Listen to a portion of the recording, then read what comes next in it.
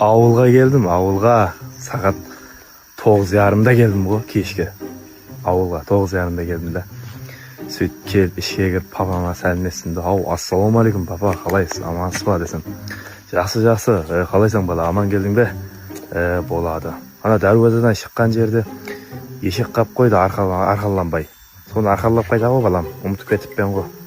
Сөйтіп кеп отыра ғой брат ала дейді.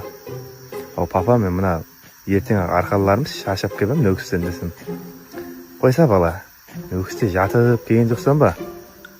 Жатудан басқа талабың болмады ғой, жуана кетіп тұрпан ғой, білеме ғой, не қылып жүргеніңді дейді. Келдім сөйтіп ешек арқалап қайтуға. Сөйтіп басланып жатыр уже келесі ана ауылдың осындай нелері, қызықлары. Жүр хайуан, жүр.